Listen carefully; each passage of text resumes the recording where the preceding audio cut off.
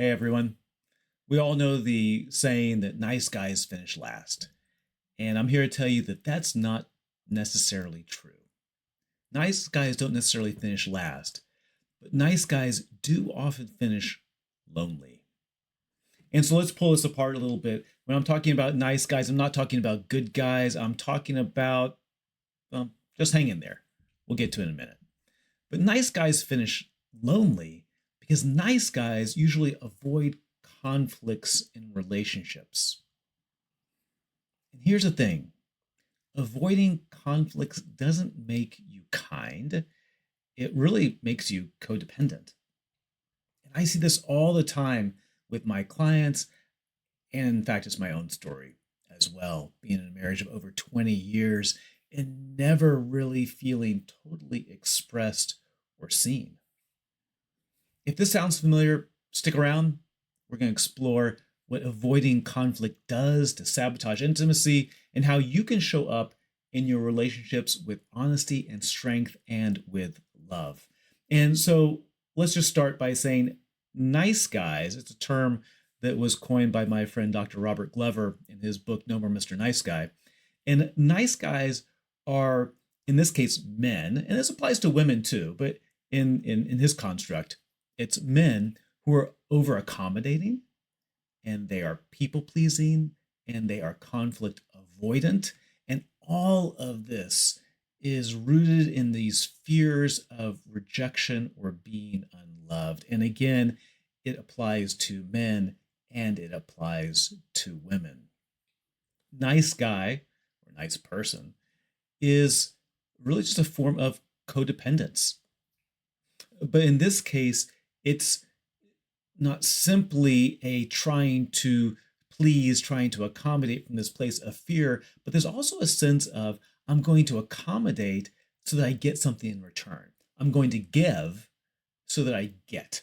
I'm going to give you all the things that you want, perhaps materially, but especially verbally, and I'll acquiesce to anything you want to do. Wherever you want to go to dinner is fine. It can be as simple as that, or it can be certainly something deeper. I'll give you these things. In return, you'll give me love. It's like this contract. Robert Glover would call this a covert contract, a contract that we have, but we've actually never spoken it. And so that's a nice guy or nice person behavior. It is giving to get. So I give you these nice things, words, affirmations, objects, whatever it might be, time. And I want to get love in return. Or I might do this at work too. I might do all the right things, show it up all the right places, do all this stuff, and expect, therefore, that I'll get promotions, I'll get money, I'll get acclaim, whatever it might be. But it backfires. It backfires. And here's why. Because when we're doing this, it's not coming from a good grounded place. It's coming from a needy place. I'm not going to show you all of myself and show you my real feelings, how I'm really thinking about this or feeling about this, because I'm afraid you won't love me. So I'm going to hide myself. I'm going to suppress my desires and my emotions. And when I do that, when I suppress all this stuff, what happens is not that, oh, I feel good because she feels good. Or maybe momentarily I do, but more often than not, it builds resentment. Like, oh, like my needs are never valued. For one, because I never bring them up. But my needs are never valued. They never have a place. And I'm just better to keep quiet, but I'll be resentful about it. And so you can already probably see where this is going. Resentment in relationship, whether it's with your partner, or whether it's with your colleagues or your boss, that's never a good thing to have. But also what happens when we're doing this, when we're giving to get, when we're being the nice guy, the nice girl, is that we're avoiding conflicts in a way that erodes authenticity. So it makes genuine intimacy, and here again, it's a love intimacy, or it's just intimacy in how we relate with other people, right? It doesn't have to be a sexual thing for intimacy, but just here's me and here's you really understanding each other at a deeper, more open, more vulnerable level. When we mask all of that, it really makes connection almost impossible. When we're hiding behind a mask, people might think that they know us, but they often feel it. They often feel that, oh, I think I know them. I see how they appear to me, how they appear in the world, but there's something that might feel a little off. It's hard to get in there. And well, frankly, that's what people told me for years. I have a hard time getting to know you. And it was so weird for me because I felt like I'm an open book, but I wasn't an open book. They asked me questions, I'd share, but often I kept things back, trying to be that nice guy, trying to placate them, trying to appease them, trying to please them. And in that, I'd put up a shield, I'd put up a mask. So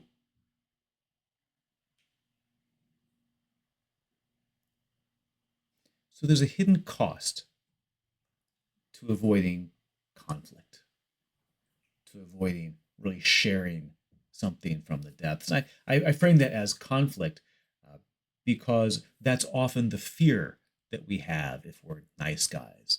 If I share this, there's going to be some kind of conflict, something's going to blow up.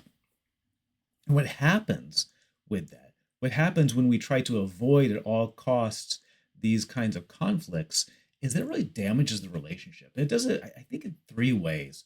One is that it erodes trust. Because if my partner can sense, and they can, don't fool yourself, they can sense that I'm not being fully owning my own feelings and wants and desires, there becomes a lack of trust, an erosion of trust over time. And they may not be able to really pinpoint it and say, oh, he's hiding, therefore I don't trust him. But something in their nervous system says, something doesn't feel quite right. They might adjust to it over time.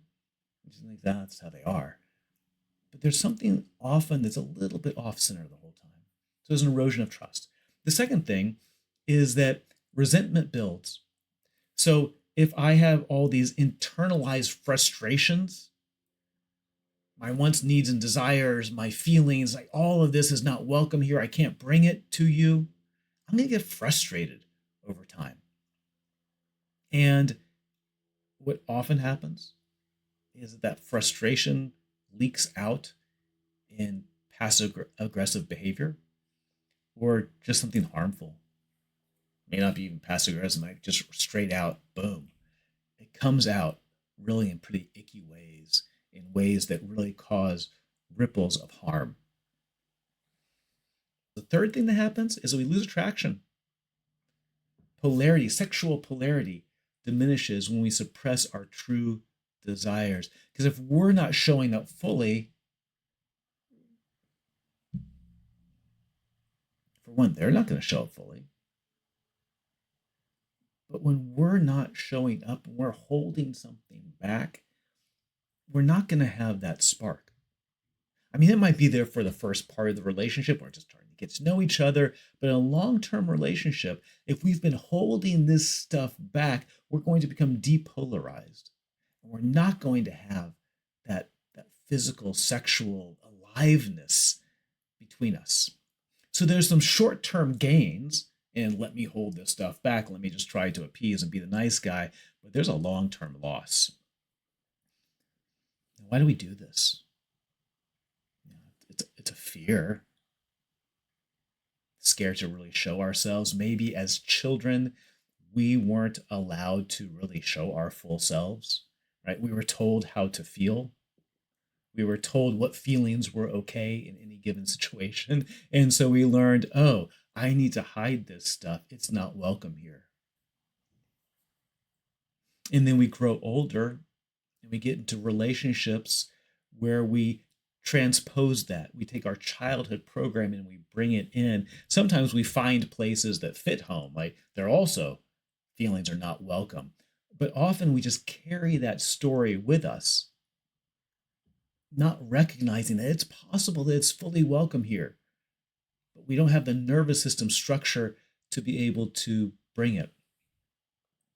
Sometimes we fool ourselves. Well, I'm not going to bring my true self. I'm not going to share really what's hurting me, what's bothering me, what's bubbling up inside, because she won't be able to handle it. Well, now sometimes that's true.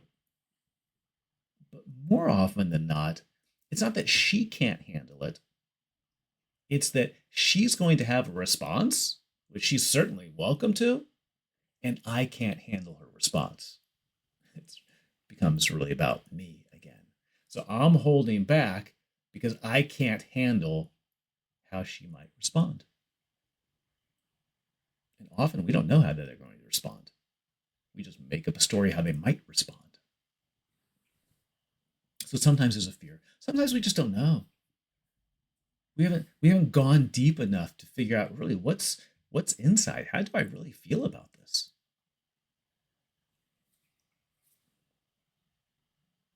There's some solutions here.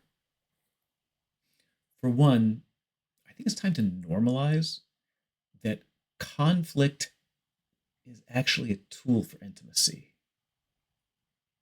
Now, let me be really specific here.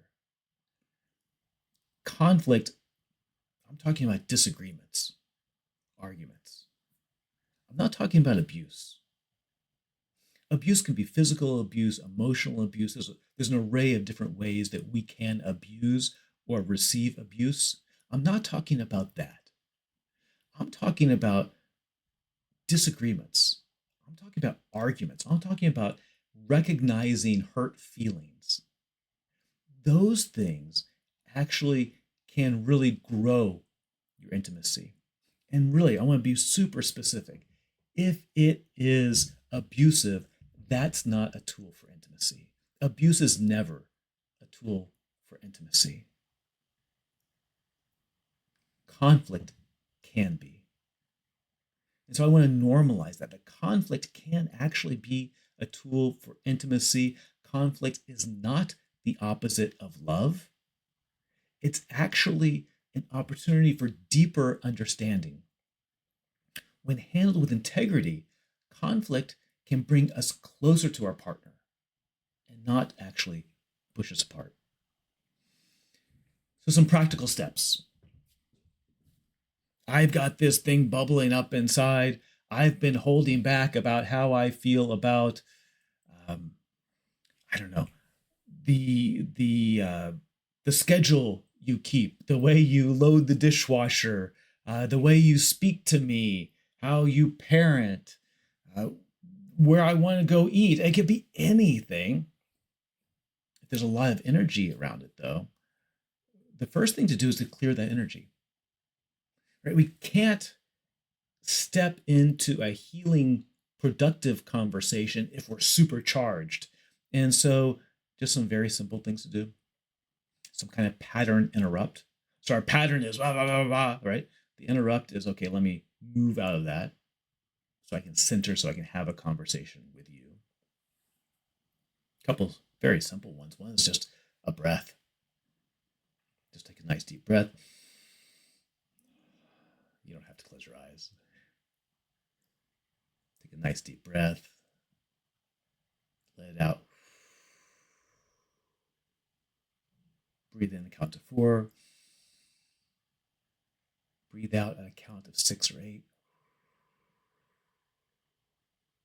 And all of a sudden your nervous system calms back down where you can have a conversation. Another way to do it is shake. Get all the energy out. Right? If I'm really pumped up about something, breath can really help, but also movement can help. Right? Just let it. You probably don't want to do it in front of the person with whom you have the conflict. But if you can find some time to go do that yourself and just really shake it all out of you, you'll find, again, just like that breath, that 4 in and 8 out breath, that the shaking can really get you centered again. So we want some kind of pattern interrupt. Then we go to our partner with some I statements. When you do or did, when you say or said, ... I feel or I felt mad, sad, glad, shame, fear. I like to always go to those 5 basics. I felt really sad. I felt afraid. I felt really angry. And I made up a story. And here's the key. I felt something, and then I made up a story. See, that's where we get really into our upset typically. Is that someone else did something. Right? They put the dishes in this way. And I felt like anger. Because I told you so many times to do it a different way. And the story I made up is that you were being belligerent, that you were trying to push back on me, that you were ... When in fact, we don't know what that was. They may have been so busy doing something else, they just didn't think about it. I mean, dishes is pretty low level. We can think about other things. When you looked at me from across the table when we were having that conversation and you furrowed your brow, right? I was angry because the story I made up was that you were mocking me. Well, I mean, that could be true, but it could also be that he had an itch. It could also be that he didn't have his glasses on. He was squinting. Like there's so many things that can happen. You'll be surprised how many times we make up a story. So when you did this, I felt this. I made up a story that ... And my inclination is that I want to pull away. I want to shut down. I want to lash out. And that can be the entire side. Right? If we're holding something, we've got this something we want to, we've been holding it back. Right? The nice guy is just going to swallow it. But the good guy, the evolved man and woman, is going to say, hey, here's what happened. Here's a story I made up about it. And here's what's happening in my body now. Just that simple. It gives your partner a chance to hear, to respond, perhaps to affirm the story, but without blame. You did this and I made up a story. That's not blame. That's just noticing what's happening in my body. It's actually taking ownership from my side. Nice guys don't have to finish lonely. You can be kind and honest and strong all at once. You can embrace healthy conflict. You can invite deeper love and connection into your relationships. But it has to be done from a place of, I'm here to grow with you. And I think that's what most of us want in a relationship. So I have an offer, kind of a challenge this week. It's to start practicing telling a truth with your partner. First ask, is it true? And telling them, is it kind? Also good to ask, what's my motive? Is my motive because I want to draw us closer? Or do I secretly kind of want to hurt them?